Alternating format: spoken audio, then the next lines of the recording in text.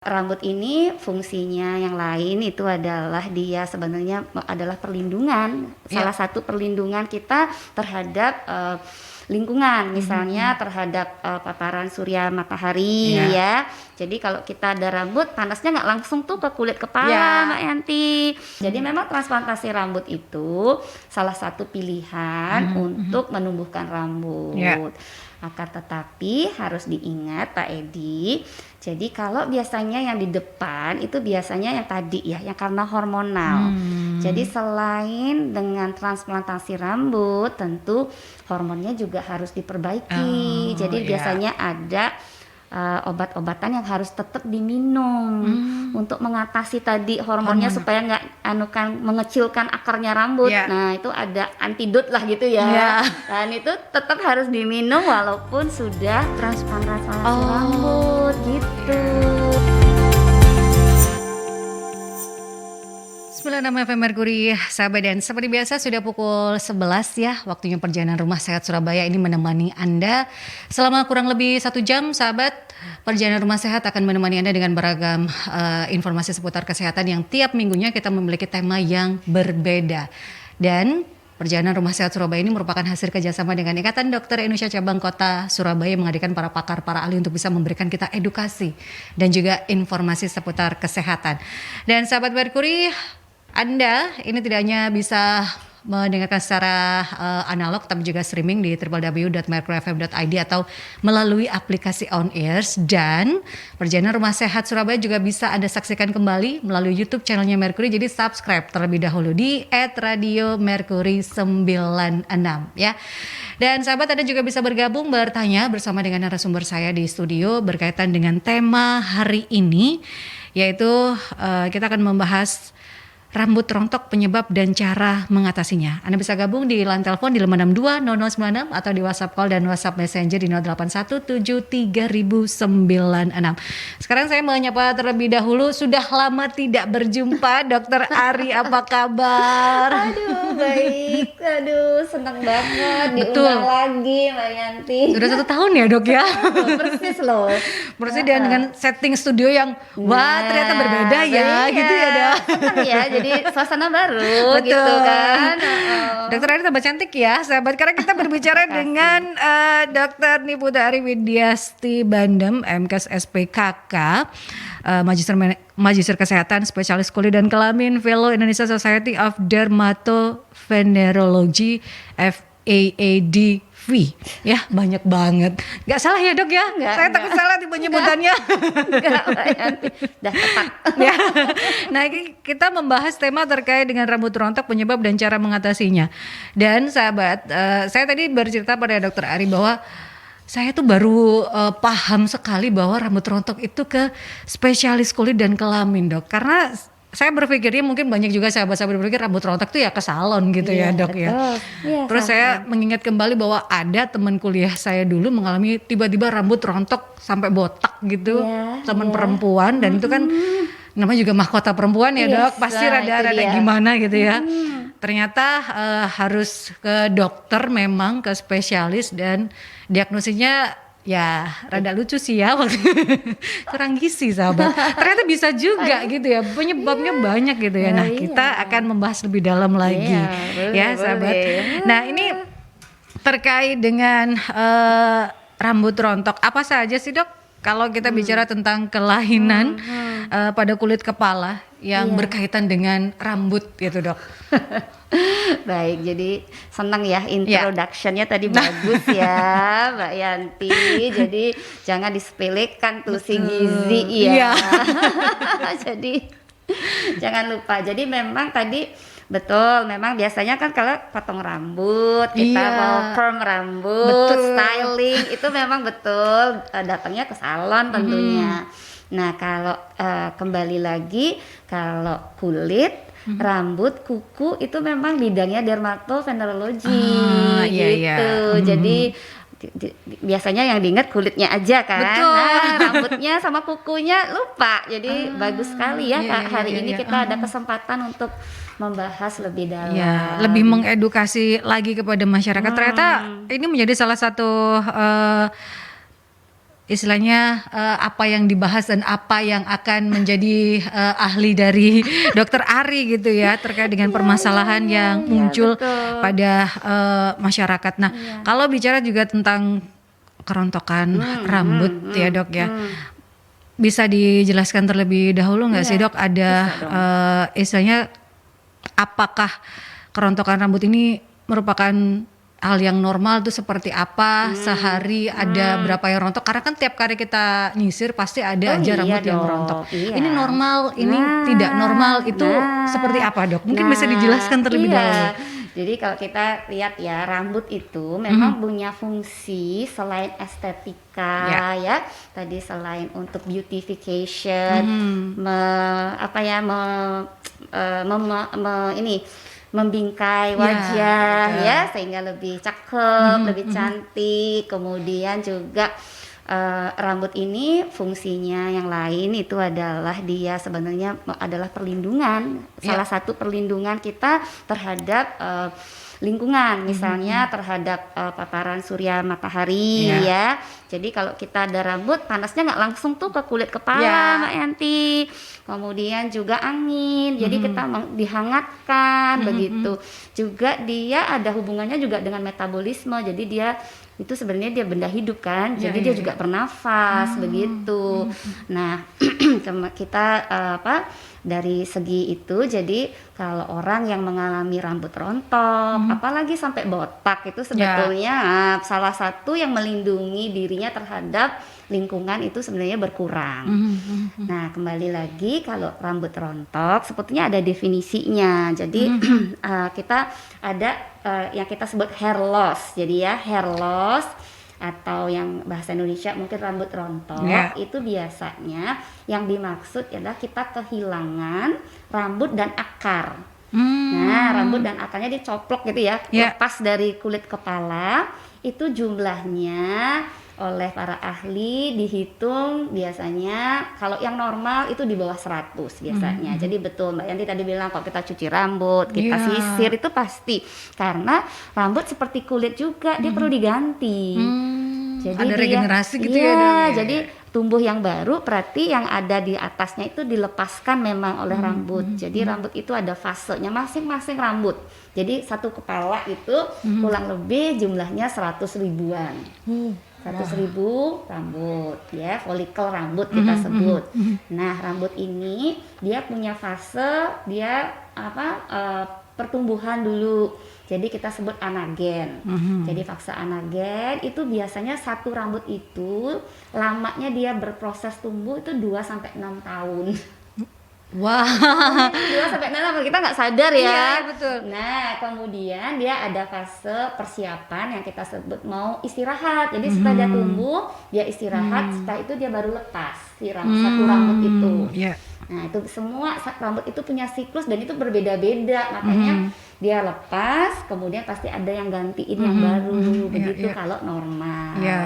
Nah pada keadaan yang kita sebut sebagai hair loss, rambut rontok, itu tadi jumlahnya seharinya banyak gitu. Jadi biasanya lebih dari 100 ataupun 120 helai gitu. Itu masih normal gitu ya Dok ya. Di bawah 100 di bawah 100 normal. Kalau lebih dari 100 lebih 120 itu yang harus waspada. Iya, jadi hair loss kan. Kemudian hair loss kalau lama-lama hilang semua, jadi bisa botak gitu Dok. jadinya gitu.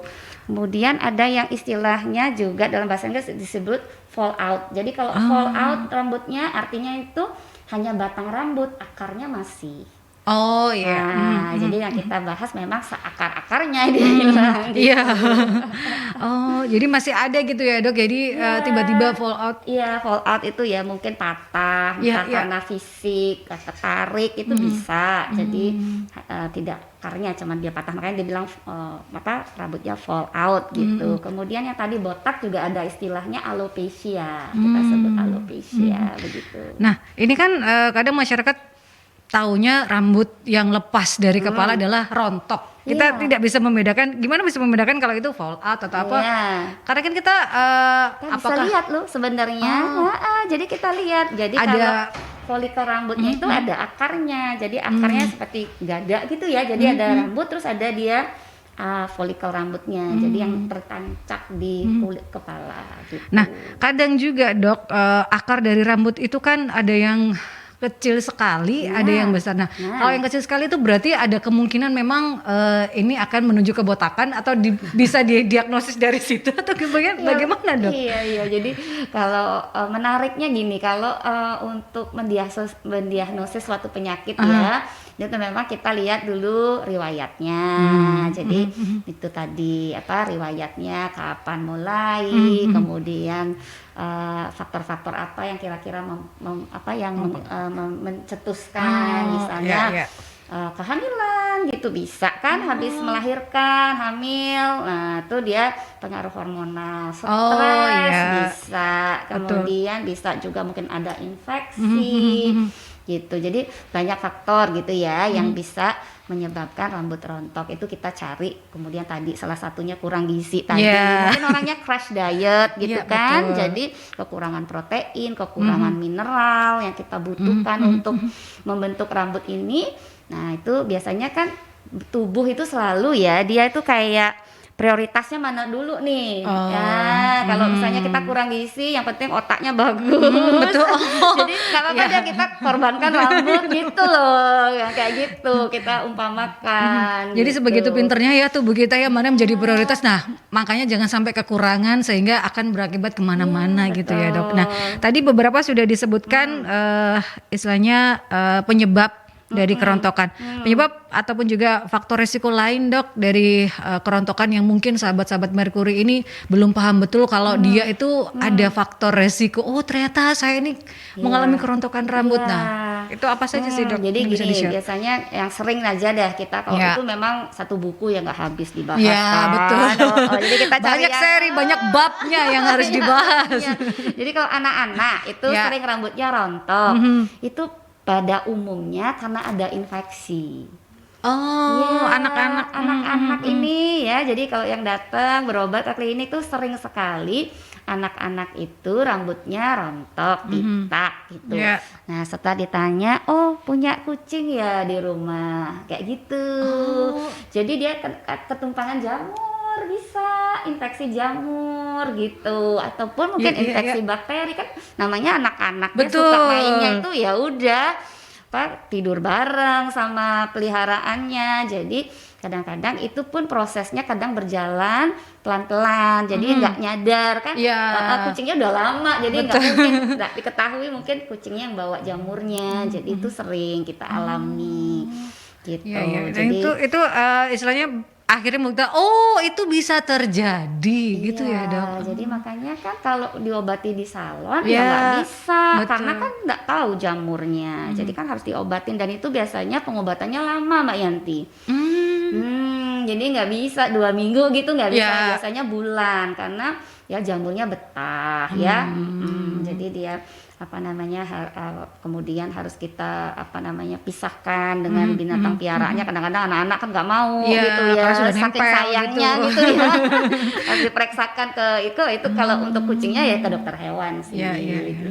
Jadi para orang tua yang merasa anak saya rambutnya rontok, normal, pikirnya normal, bawa ke salon, dikerimbat tambah rontok gitu kan dok ya. Betul. Ternyata bisa Anda periksakan, siapa tahu terkena jamur dari binatang peliharaan. Mungkin ada punya kucing atau punya peliharaan lain di rumah gitu ya, sahabat-sahabat Merkuri. Itu menjadi perhatian khusus untuk anak-anak. Jangan sampai terlambat. Kalaupun terlambat pada anak-anak itu worstnya apa sih dok? Iya, jadi kadang ada tuh kalau yang berat nggak tumbuh lagi rambutnya. Iya, jadi kalau dia infeksinya berat, kemudian radangnya itu luar biasa, sehingga kulit kepalanya itu radang terlalu berat sehingga si akar rambut sudah nggak bisa tumbuh lagi di situ gitu. Jadi akan dampaknya ya akhirnya botak tadi di daerah-daerah tertentu. Tapi ada juga sih bisa tumbuh gitu. Jadi tergantung beratnya. Tergantung. Makanya jangan lama-lama Iya. ditubuh. Berarti memang ada derajat-derajat tersendiri ya dok pada kerontokan rambut ini, baik itu anak-anak, dewasa maupun usia lanjut gitu ya. Nah, kalau pada usia lanjut mungkin merasa sudah usia gitu. Ada nggak sih dok untuk istilahnya memperlambat supaya tetap ada rambut ini dok? Itu kan menjadi perhatian ya. Iya. Jadi kalau pada dewasa itu yang sering ada pengaruh dari hormon. Jadi tadi kan Mbak Yanti bilang tuh akarnya jadi kurus-kurus, jadi miniatur. Nah itu kita sebut sebagai alopecia. Ini androgenik. Nah, karena ada pengaruh hormon androgen gitu. Nah, pada laki-laki biasanya kalau yang androgenik alopecia ini satu memang genetik ya. Jadi sudah ada program dia. Nanti pada usia dewasa biasanya sekitar 20 di area-area yang sensitif terhadap hormon laki-laki, hormon androgen. Nah, itu menyebabkan akar rambutnya dibuat oleh hormon itu makin kecil, makin miniatur. Sehingga nanti dia lepas. Ya, dan itu biasanya berpola. Makanya ada pola, pokoknya masih muda kok sudah profesor nih. Kepalanya sudah kelihatan sudah berpola, kinclong sekali gitu. Nah, gitu. Jadi dia bisa berbagai pola. Jadi makanya pada laki-laki yang memang ada secara genetik yang memang keturunan, misalnya dilihat ayahnya, kakeknya dilihat, oh iya memang ada. Nah itu waktu dia sebelum usia 20 rambutnya lebat biasa, bagus. Kadang-kadang kan gitu, kita nggak ketemu teman mungkin ini SMP, SMA gitu. Nah pas kuliah loh, kok dia beda ya gitu, hilang rambut. Kok dia jadi berbentuk gitu ya, ada pola tertentu, ada pola Ludwig Hamilton gitu namanya. Jadi ada itunya jenis-jenisnya tipisnya di sini, tipisnya di sini, tipisnya di belakang, di belakang begitu. Nah wanita juga ada yang alopecia androgenik. Cuma Tuhan itu baik sekali. Jadi wanita itu hairline-nya biasanya dipertahankan. Jadi di daerah sini tuh tidak sensitif, sehingga dia diffuse, artinya dia secara keseluruhan menipis, tapi area ininya itu masih terpelihara. Jadi jadi mungkin karena ya tadi perempuan itu kan mahkotanya rambut, makanya kita ingat dongeng-dongeng dulu mana sih ada Rapunzel, Rapunzel, kemudian yang princess itu semuanya rambutnya bergelombang, lebat bagus gitu. Entah itu yang bule, entah itu yang Indonesia gitu ya. Indonesia pasti tuh. Gitu. Nah itu ternyata istilahnya banyak macam dan banyak istilahnya yang harus diketahui.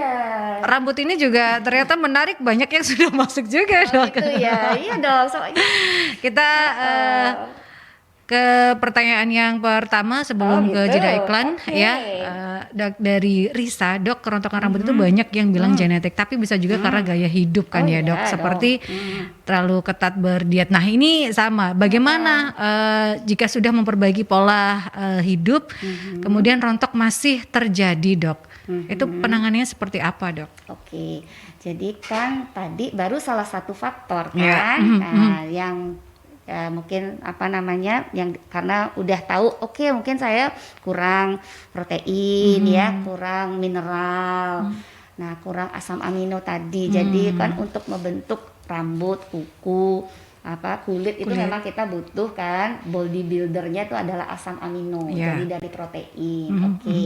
Tapi Mbak Riza juga perlu tahu gitu bahwa diagnosis atau penyebabnya tadi kan bukan hanya satu-satunya dari nutrisi. Bisa tadi kan ada jamur atau ada infeksi, kemudian stres, kemudian mungkin juga ada penyakit lain yang sekarang kita lagi ini kan Mbak, yang lagi hits sekarang lagi apa nih gara-gara COVID ini? Autoimun. Ya betul. Nah itu jadi. Nah itu berpengaruh juga. Itu autoimun itu kita ada sebut sebagai diagnosisnya adalah alopecia areata. Nah alopecia areata ini jadi dasarnya bahwa tubuh kita Ya, jadi rambut kita yang di daerah yang rontok itu dianggapnya benda asing. Sehingga sel-sel T atau sel imun kita menyerang sendiri. Sehingga tadi diserang, akhirnya ya lepas rambutnya. Itu juga bisa gitu. Jadi belum satu ini aja gitu loh, satu banyak faktor. gitu. Jadi misalnya kemungkinan ini tidak ada, kemungkinan lain ada, kemungkinan yang atau lain itu mungkin masih beberapa ada gitu. faktor, Betul. gabung gitu. Jadi banyak hal ya kalau kita bicara tentang kerontokan rambut bisa kemana-mana gitu ya, Dok. Bukan hanya hair loss gitu aja ya. Jadi kayak lupus gitu misalnya. Itu juga gitu, dia rambutnya juga bisa rontok. Kemudian pemakaian obat-obatan tertentu, misalnya yang paling sering kita amati adalah orang yang lagi berobat kemo kan. Nah, itu jadi biasanya setelah pemakaian kemo nanti rambutnya juga ikut rontok, tapi nanti setelah kemonya selesai biasanya masih bisa tumbuh kembali gitu. Nah, itu ya banyak ternyata faktor-faktornya ya, sahabat. Masih menarik tentunya perbincangan kita dengan Dokter Ari berkaitan dengan tema rambut rontok, penyebab dan cara mengatasinya. Dan sekali lagi saya mengingatkan kepada Anda, sahabat, Anda bisa bergabung ya di line telepon 562 0096 atau di WhatsApp call dan WhatsApp Messengers ya di 08173096 dengan tema rambut rontok, penyebab dan cara mengatasinya bersama dengan Dokter Niputu Ari Widyasti Bandem, Magister Kesehatan, Spesialis Kulit dan Kelamin, Fellow Indonesian Society of Dermatovenerology FAADV. Tetap stay tune di Perjalanan Rumah Sehat Surabaya. 96 FM Mercury, sahabat, dan perbincangan berkait dengan tema hari ini seru sekali ya.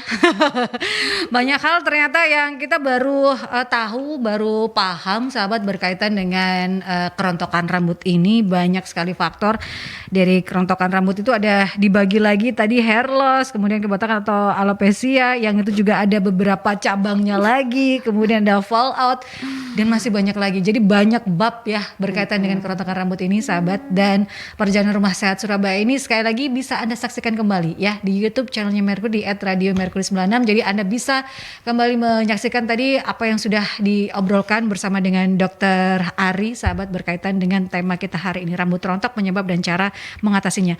Sudah ada beberapa pertanyaan yang masuk, Dok. Ini dari Bu Wina.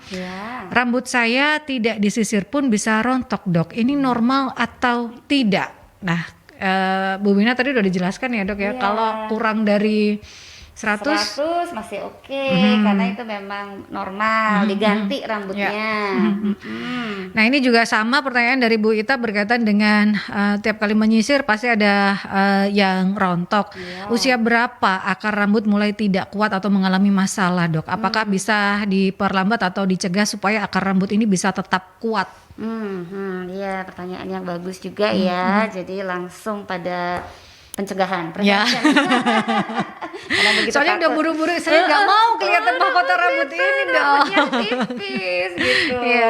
Iya, jadi tadi kalau kita mendiagnosis suatu rambut rontok, tentu kita harus mengumpulkan yang 1 hari itu ya. Jadi dari pagi sampai malam itu bisa dikumpulkan dulu rambutnya, kemudian dihitung helainya.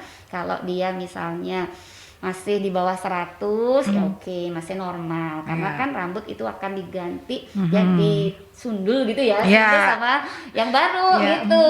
Nah, tapi kalau lebih dari 100, nah apalagi kalau ada tanda-tanda lain, mungkin ada gatal gitu ya, atau mungkin ada ketombenya juga, nah itu mesti kita periksakan gitu. Jadi itu ya catatan untuk Bu Wina dan juga Bu Ita, selama misalnya kurang dari 100, kemudian tidak ada masalah di kepala, di kulit kepala gitu ya, itu masih aman, masih normal. Karena makin umur juga memang kan kita pasti ya aging proses itu yang dibentuk lebih sedikit daripada yang ini yang karena kan juga faktor usia, metabolisme juga berkurang gitu ya, Dok ya. Nah, ini pertanyaan dari Pak Edi. Rambut saya botak bagian depan, Dok. Rencananya ingin tanam rambut. Apakah hal tersebut aman dan persiapan apa yang harus dilakukan selain mempersiapkan biaya untuk tanam rambut, Dok? Dari Pak Edi. Ini siapa tadi, Pak Edi ya? Pak Edi. Pak Edi. Bagian depan, Dok. Iya, kayak itu tadi karena kan mahkota terus kalau yang itu kadang-kadang ya udah langsung dijudge profesor ya yang sudah senior gitu kan. Iya. Pak Edi ini nggak tahu saya udah nikah apa belum nih, udah berjodoh apa belum nih. Kok anu ya seru mau transplantasi rambut. Jadi memang transplantasi rambut itu salah satu pilihan untuk menumbuhkan rambut. Ya. Akan tetapi harus diingat Pak Edi, jadi kalau biasanya yang di depan itu biasanya yang tadi ya, yang karena hormonal. Jadi selain dengan transplantasi rambut, tentu hormonnya juga harus diperbaiki. Jadi biasanya ada obat-obatan yang harus tetap diminum untuk mengatasi tadi hormonnya supaya nggak mengecilkan akarnya rambut. Nah itu ada antidot lah gitu ya. Dan itu tetap harus diminum walaupun sudah transplantasi rambut gitu kan. Karena ini sudah terlanjur gitu kan. Jadi kalau sudah terlanjur ya udah memang harus didonorkan di daerah-daerah yang rambutnya nggak ada. Tapi untuk dia melihara supaya dia tetap ada, nah ini juga harus ditambahin dengan obat-obat hormon tadi. Dan itu bisa seterusnya karena kalau dilepas obat ininya hormonnya sama aja gitu ya Dok ya, kan kembali lagi. Daerah sana tuh pasti sensitif. Oh jadi kalau botak di depan itu hormonal gitu ya, jadi kebanyakan kan tadi yang kebanyakan gitu ya alopecia, androgenik androgenik alopecia. Jadi ya itu tadi. Jadi itu sebenarnya bisa tidak harus melakukan tanam rambut gitu ya Dok, tapi bisa diobati terlebih dahulu dengan kalau belum hormonal. telat. Ini mungkin sudah lama, kemudian sudah akar rambutnya sudah benar-benar nutup, nggak ada sisa-sisanya gitu. Jadi biasanya baldness itu yang sudah shining ya, udah gelap gitu loh. Jadi udah nutup. Nah itu mau nggak mau harus diambilkan rambut dari tempat lain, ditanamkan, kemudian nanti tetap ada suplementasi dari itu. Mungkin karena banyak juga public figure yang melakukan Dok. Jadi kita tuh akhirnya, beruntung di era ini. Itu pun ya kalau untuk transplantasi rambut pun tekniknya berkembang sekali. Kalau dulu itu diambil donor tuh kayak orang nanam rumput Mbak Yanti. Jadi diambil rambutnya yang sehat, terus ditempelkan atau dijahitkan atau didonorkan pada rambut yang botak tadi. Gitu kan berarti hilang rambutnya yang diambil. Nah sekarang itu tekniknya udah bisa diambilnya itu sebagian. Jadi dulu berkembang dari satu strip gitu ya. Kemudian diambil kayak orang nanam rumput sedikit-sedikit. Jadi kayak ceplok-ceplok gitu ya. Nah, sekarang itu bisa diambil rambutnya dengan teknik yang baru di mana nanti rambut yang diambil ini masih tetap tumbuh. Jadi kayak disetek gitu ya. Namanya masih utuh tapi tampangnya diambil. Nah, ini masih bisa tumbuh lagi. Jadi kan bagus tekniknya gitu. Jadi lebih kelihatan lebih lebat gitu ya Dok ya rambutnya nanti jadi gitu. Yang diambil di tempat donor itu masih bisa besok donor lagi itu masih bisa. Kalau dulu begitu diambil dipindah ya sudah yang daerah itu dikorbankan. Kalau tanam rambut itu memang dari rambut kita sendiri ya? Iya, auto sih. Karena kan orang berpikir mungkin dari rambut orang lain. Enggak ya sahabat, jadi belum sampai sana, belum sana ya, masih banyak babnya belum sampai bab situ gitu ya. Teknologinya itu Mbak Yanti belum ya. Jadi ini selama ini yang saya ketahui memang donornya diambil dari jadi orangnya sendiri ya kan. Soalnya kalau dari orang lain nanti reaksi nggak cocok kan. Jadi ya memang diambilnya dari kepalanya dia sendiri gitu. Nah ini pertanyaan dari Bu Tuti. Rambut saya beruban dan sering saya cabut serta serasa gatal. Betulkah uban ini bisa menyebabkan gatal Dok? Apakah kalau saya sering mencabuti uban juga akan membuat akar rambut tercabut dan akhirnya menjadi rontok? Rontok. Siapa tadi? Ibu Tuti. Aduh Bu Tuti, kalau uban jangan dicabut. Nah, itu menjadi kebiasaan kan Dok di masyarakat kita. Benar. Jadi kayak relief gitu ya. Iya, supaya katanya kalau enak gitu. Bahkan ini ya, kadang-kadang kalau yang anaknya apa cucunya suruh nyabutin terus ada harganya kan. Satu uban berapa gitu kan. Betul. Si yang diminta untuk nyabut saking kan menghitung tuh kan berapa banyak, jadi dia nyabutin banyak gitu ya. Itu saya lakukan sama nenek saya Dok.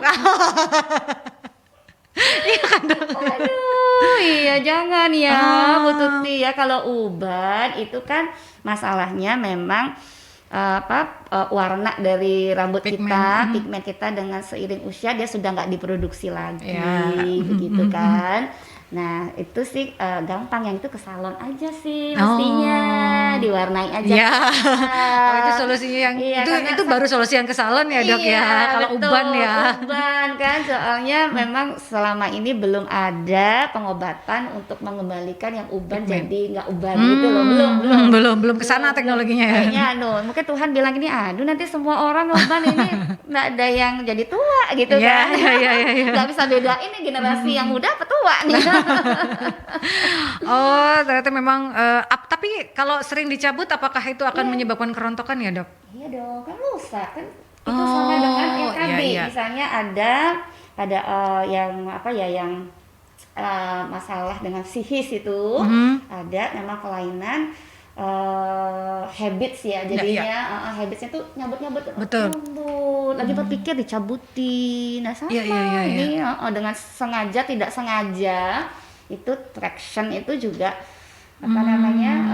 ini menyebabkan kerontokan. Orang belum waktunya, kalau dia punya program sendiri, nanti dengan sendirinya dia lepas. Ini kan sengaja dicabut. Ya, jadi kan memang, nah itu kebiasaan yang harus dirubah ya. Pasien psikiatri ada, namanya trichomania itu ya.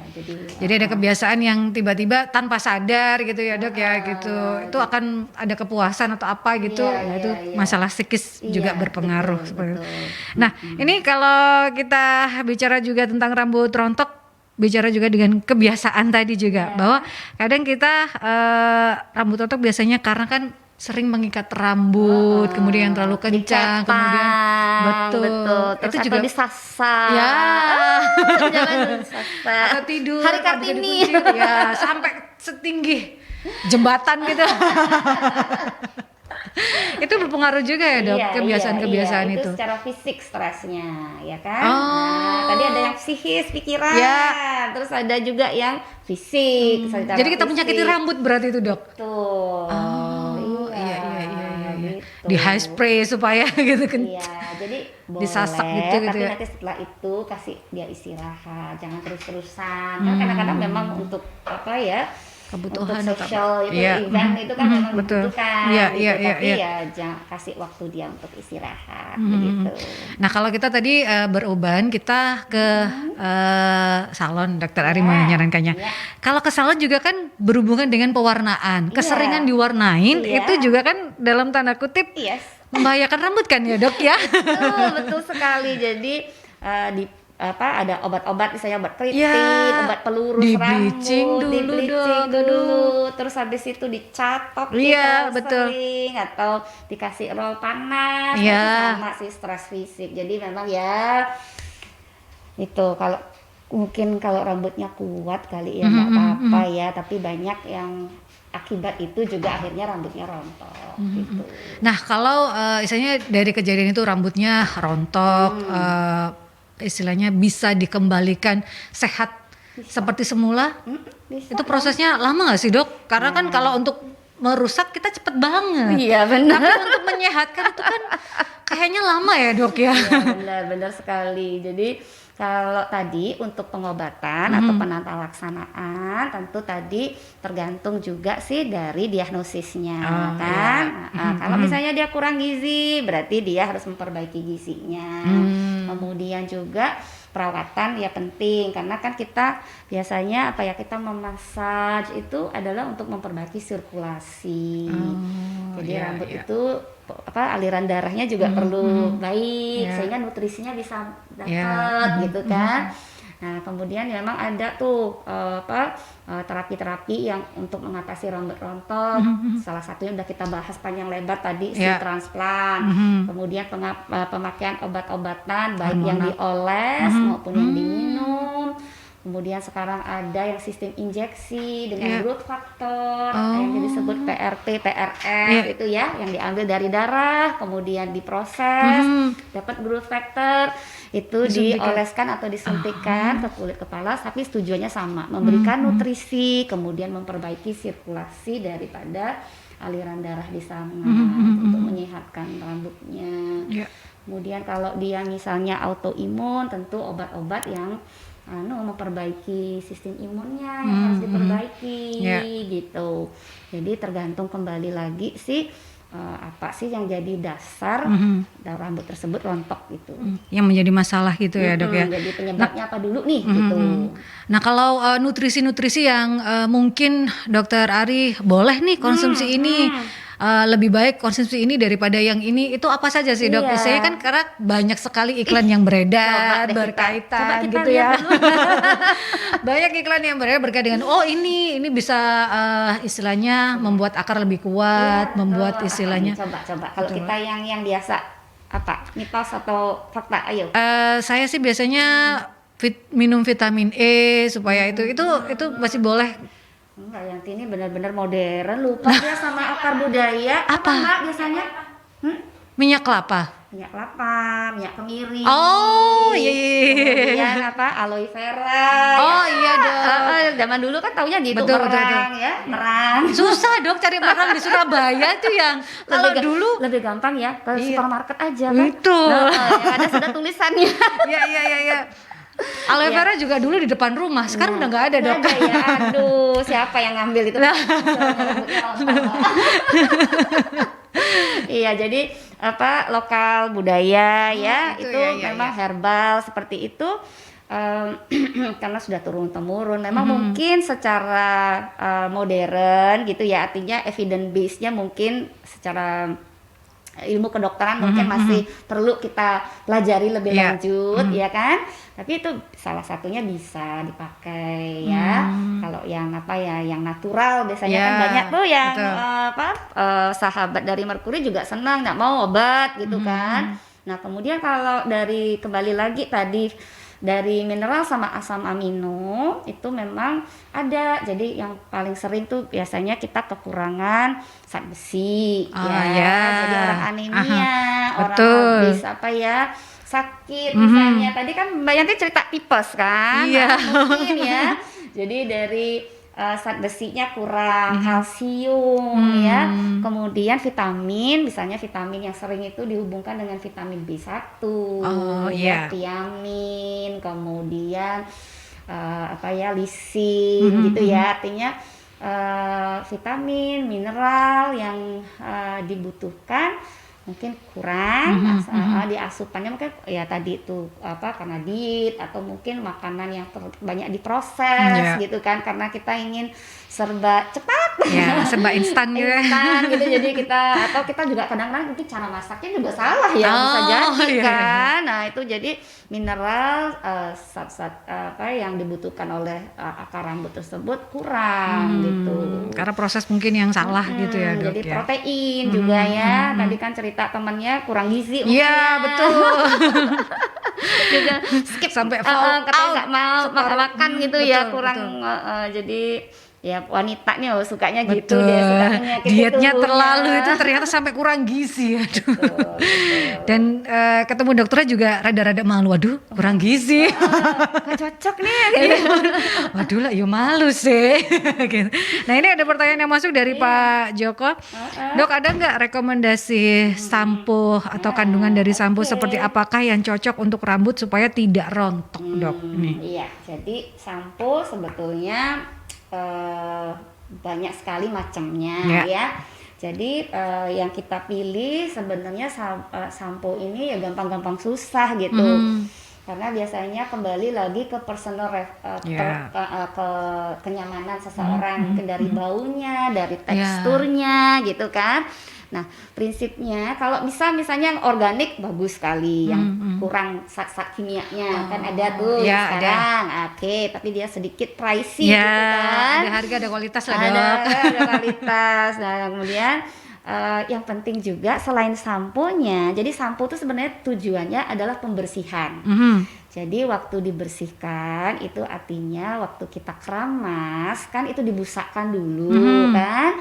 Nah kemudian yang penting yang sering-sering keliru itu adalah waktu dia menggosokkan Mbak Yanti. Jadi pakai kukunya. Terus agresif, karena begini bersih kan, Iya. apalagi kalau yang ada ketombe, wah Supaya keangkat gitu ya, Dok, gitu ya. ya. Iya. Sebenarnya nggak perlu begitu. Jadi secara gentle, secara lembut saja. Kemudian si sampo kalau sudah berbusa gitu dibiarin dulu 1-2 menit karena dia butuh waktu untuk mengangkat kotoran ya.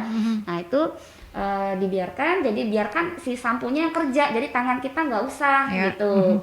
Nah setelah itu kan harus dibilas. Ini juga kadang-kadang cepet-cepetan, Betul. bilasnya kurang bersih ya. Kemudian setelah itu pakai conditioner biasanya. Conditioner ini terutama kita utamakan adalah di ujung rambut, di batangnya rambut, jadi bukan di kulit kepalanya. Tadi yang kulit kepala cukup dibersihkan sampo, tapi supaya rambutnya enak dipegang gitu ya, supaya dia lembut, boleh ditambahkan conditioner. Jadi nggak ada brand tertentu yang apa ya wajib gitu ya, yang pasti cocok yang ini bagus untuk seseorang semuanya. ya. Bergantung gitu sih. jadi kenyamanan dan mungkin dari jenis rambut yang sesuai Ya dengan boleh gitu. Kadang-kadang ada sampo kalau kita lihat, oh sampo untuk rambut yang sering diwarna gitu. Jadi bahan-bahannya itu untuk mempertahankan warnanya lebih bagus gitu, supaya nggak gampang Nggak pudar dia gitu ya. pudar gitu. Atau mungkin apa ya, sampo itu biasanya itu ya untuk dry hair atau oily hair ya, sama kayak kulit kan. Jadi bebas aja sih Pak Joko. Yang penting tadi cara makainya itu yang lebih penting. Betul. Karena lagi-lagi kebiasaan Iya, gitu. betul, Kebiasaan benar mulai sekali. cabut uban, mulai keramas itu juga mempengaruhi dari ketahanan akar di Iya. kulit rambut kita Iya, gitu betul. sahabat ya. Jadi kulit kepala kita. ya kulit kepala, kulit rambut ya. Kulit kepala kita. Karena kan memang pengennya bersih, jadi Iya, kadang digosok itu pakai sampai pakai kukunya. Iya, Jadi makanya kita harus pakai ini ya, pakai ujung telapak gitu ya, Dok. ujung dari jarinya, tapi bukan kukunya gitu. Kalau kukunya nanti iritasi, Iya. lecet, kemudian nanti bisa ketumpangan jamur, Iya. bisa ketumpangan bakteri, Nah, gitu kan. karena sensitif sekali kulit kepala ini ya, Dok ya. Gitu. Karena kan kalau kita ingat kulit bayi yang baru lahir, kulitnya tuh sensitif sekali. Nah, itu juga yang sama. Makanya kulit kepala kita itu benar-benar seperti kulit baru lahir, kulit bayi baru lahir, karena tertutup dengan mahkota rambut. Kalau kulit yang lain boleh gosong gitu ya, Dok ya. jangan juga. jangan juga. Jadi perlindungan yang luar biasa untuk kulit kepala ini ya. Dan kita akan ke jeda iklan terlebih dahulu sahabat, karena kita masih akan ada satu segmen lagi. Jadi tetap stay tune di Perjalanan Rumah Sehat Surabaya. 96 FM Merkuri sahabat, dan tidak terasa kita sudah ada berada di segmen terakhir di Perjalanan Rumah Sehat Surabaya di edisi Rabu 22 Juni ini sahabat, bersama dengan Dr. Niputu Ari Widiasti Bandem, Magister Kesehatan Spesialis Kulit dan Kelamin, Fellow Indonesian Society of Dermatovenerology FAADV, dan tema kita adalah berkaitan dengan rambut rontok, penyebab dan cara mengatasinya. Terima kasih untuk sahabat-sahabat yang sudah bergabung banyak sekali, dan ini tema yang menarik ternyata, Dok, berhubungan dengan kerontokan rambut yang mungkin memang banyak diderita oleh banyak orang karena stres ya, Dok, pandemi 2 tahun ini. Dalam satu fase kehidupan kita itu bisa sekali terjadi. Seperti tadi Mbak Yanti ceritakan pernah tipes, ya kan, pernah demam, orang itu udah seperti COVID kemarin juga yang kena itu juga ada pengaruhnya, ada yang mengeluhkan juga nantinya rambutnya rontok begitu. Dan rambut rontok kebanyakan juga tambah stres, kemudian tambah rontok lagi, Dok. Nah, itu harus sudah mulai ke profesional ya, Dok ya, kalau memang kerontokan sudah berlangsung lama gitu ya. Iya, betul sekali Mbak Yanti. Jadi memang seru sih kalau rambut ini, karena dekat sekali sama kita. Betul, karena kita semua yang memilikinya, Dok. Nah, ini terakhir, Dok, bagaimana cara mencegah dan juga mengatasi kerontokan ataupun juga kerusakan rambut, terutama akar rambut, supaya lebih sehat lagi. Tipsnya seperti apa, Dok? Aduh, tipsnya nggak ada yang istimewa sih sebenarnya Mbak Yanti. Jadi satu, tadi kita selalu menjaga kebersihan daripada kulit kepala dan rambut, ya kan? Jadi tadi kita keramas gitu, boleh 2-3 kali seminggu begitu. Kalau yang kotor banget ya mungkin ada yang setiap hari, oke lah. Tapi kan rata-rata 2-3 kali seminggu. Kemudian kita lakukan secara gentle ya, jangan terlalu semangat nanti gosoknya sampai jangan bertenaga keras ya. Jadi tadi jangan pakai kukunya, tapi pakai ujung-ujung jari. Kemudian mungkin perlu juga kita sampaikan jangan pakai air tahu panas. Air panas itu juga merusak ya. Jadi makin kering. Kemudian pada saat disampo karena dia tujuannya pembersihan, ya kita beri waktu dia untuk bekerja 1-2 menit, dibiarin dulu aja. Setelah itu baru kita bilas gitu. Nah, setelah kita bilas, kalau memang dirasa batang rambutnya ini gampang kering gitu, atau mungkin gampang pecah-pecah, bercabang, itu boleh kita pakai conditioner dan kita tujukan kepada batang rambutnya. Jadi bukan di kulit kepala gitu. Terus kemudian yang penting juga adalah mungkin tadi, karena kita perlu memperhatikan asupan. Jadi karena rambut ini butuh gizi gitu ya. Jadi gizinya yang tepat gitu. Jadi kita butuh asam amino atau protein ya, itu bisa didapatkan dari makanan whole food, dia bisa nabati, bisa juga proteinnya hewani. Kemudian juga mineral penting ya, atau vitamin tadi. Mungkin ada zat besi yang kurang, kemudian kalsium, vitamin B ya. Itu sih yang yang penting kalau dari asupan gizi. Kemudian yang penting juga lagi ya, kita harus kalau misalnya terjadi kerontokan rambut, nah itu jangan deh mendokteri sendiri dulu deh gitu ya. Jangan mendiagnosis sendiri lah ya. Boleh dicoba dulu, mungkin tadi sudah pakai kemiri, sudah pakai jeruk yang herbal nipis, yang herbal ya, itu boleh. Merang dan sebagainya. Oke, kalau memang dia belum, berarti ada sesuatu yang kita harus investigasi lagi ya, sebagai underlying apa tuh di bawahnya, mungkin tadi apa dia autoimun ya, apakah dia memang androgenik tadi yang pengaruh hormon, ataukah dia ada infeksi seperti anak tadi, ada infeksi jamur atau infeksi bakteri. Tentu kan kalau nggak diobatin ya terus aja dia rontok begitu. Berbahayanya adalah akar rambut sudah tidak bisa tumbuh lagi. Nah, benar-benar tertutup kan. Akhirnya harus tanam rambut. Sebelum itu terjadi lebih baik mencegah ya. Kalau memang kerontokan lebih dari 100 helai per hari ya, sahabat. Betul. Lebih dari 100 helai rambut, 120 seperti itu. Nah, ini mungkin kalau secara natural itu bisa dilakukan dan kembali bagus, tapi kalau tidak langsung ke profesional. Dan mungkin banyak juga yang belum tahu tuh kemana kerontokan. Ya ini ke spesialis kulit dan kelamin, sahabat ya. Mungkin belum banyak yang tahu ya, gitu. Betul sih. Kadang-kadang sekarang itu dokter kulit aja jadi si rambut sama si kuku nggak diingat, Mbak Betul. Yanti. Oh ternyata kalau berhubungan karena kan memang kepala kita itu adalah kulit kepala ya, sahabat. Jadi ya ke spesialis kulit dan kelamin. Yang bermasalah adalah kulitnya, sahabat ya. Terima kasih Dokter Ari sudah memberikan kita banyak edukasi dan informasi. Baru kita nggak, oh ternyata seperti ini gitu ya. Banyak hal yang baru kita ketahui bersama. Dan memang tujuan Perjalanan Rumah Sehat Surabaya adalah memberikan kita edukasi dan informasi seputar kesehatan, karena setiap minggunya sahabat ada tema-tema yang kita bahas ya, supaya sekali lagi masyarakat bisa teredukasi dengan baik. Dan Rumah Sehat Surabaya ini merupakan hasil kerjasama dengan Ikatan Dokter Indonesia Cabang Kota Surabaya. Jadi terima kasih untuk Dokter Brahmana yang sudah memberikan kesempatan betul. Jadi kalau ditugaskan beliau, kalau nggak ada acara pasti deh meluncur deh. Betul. Sudah beberapa kali Dokter Aris. Sekali lagi ininya nggak bosan ya, pendengarnya nggak bosan ya Mbak Yanti? Enggak Dok, karena banyak edukasi informasi yang baru tahu, baru paham gitu ya. Sangat bermanfaat ya sahabat. Terima kasih sekali lagi Dokter Niputu Ari Widiasti Bandem, Magister Kesehatan Spesialis Kulit dan Kelamin, Fellow Indonesian Society of Dermatovenerology FEADV.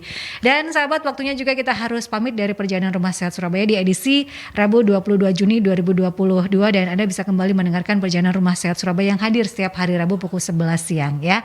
Dan Perjalanan Rumah Sehat Surabaya bisa Anda saksikan kembali di YouTube channelnya Mercury di @radiomercury96. Sekali lagi terima kasih Dok. Tetap sehat. Tetap sehat Mbak Yanti. Tetap sehat juga, stay safe, stay healthy untuk sahabat-sahabat Mercury. Dan kita tutup Perjalanan Rumah Sehat Surabaya. Wassalamualaikum warahmatullahi wabarakatuh.